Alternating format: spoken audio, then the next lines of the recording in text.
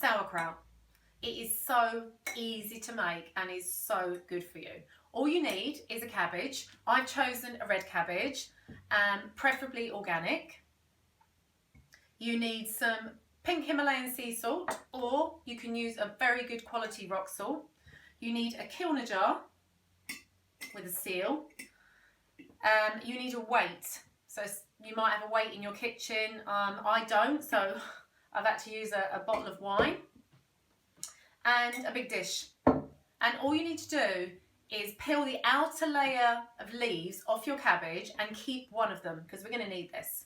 Then chop up your cabbage, put everything into the bowl, add in your sea salt, which I've already added in, and that's all it is. And then you just dig in and you start to massage the cabbage. You really have got to get stuck in, and then over time you will be amazed at how much water is going to actually extract from the cabbage. So you can imagine that you're massaging somebody, maybe somebody you like, or maybe not to be the case. So I've got a little bit, because my bowl was a little bit small, so I'm going to add the rest of the cabbage in now, so it's starting to break down. So you can see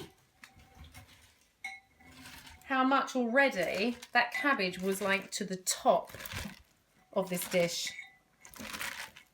And already you'll start to see the water coming out.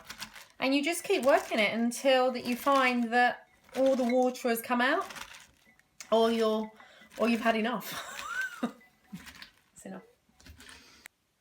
And when you've extracted as much water as you can from the cabbage, you put everything into your kilner jar. And what I've done here is I've showed you how much water has come out. And there's still some water in here. So I'm going to pour that in and get the rest of the cabbage.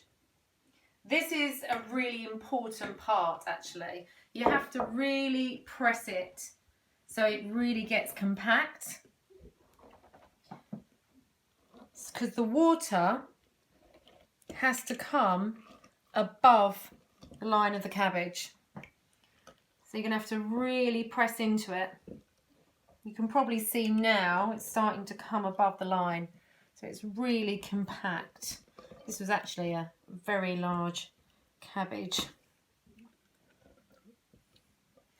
The reason you've got to get that water above the line is any cabbage that's not covered will go rancid. And just by the word, it's not sounding very pleasant. So I'm just going to keep pressing it until I've really compressed.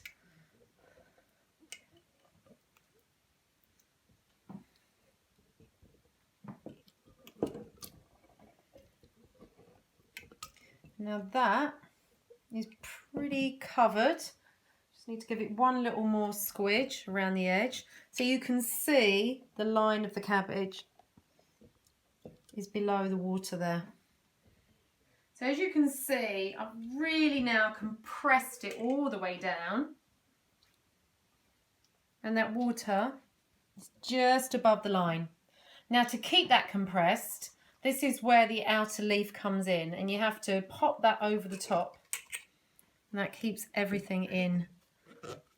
You need to press down onto it with a little bit of force as well, otherwise it will come out. That goes over the top to keep it all sealed. And then, as I said, I'm using a bottle of wine. Just remember, I have taken the label off of this. So if you are using a bottle of wine as a weight, take off the label. And then basically you just pop that on top, and obviously the weight of the wine is keeping that compressed. And then you leave that to sit for like 3 days to ferment. And then you take it out, take the leaf off, put the seal on and pop it in your fridge. And then whenever you have a salad or wherever you want to have it with, and that's it. Yeah, what I did do actually as well, another little tip, I did have quite a big cabbage, so I had some left. So what I've done here, I put that in my processor. So it comes out really nice, looks a bit like couscous, but it's really really good for like mixing in your salads and stuff like that, and you can mix in various different vegetables and feta cheese and whatever you feel. Enjoy.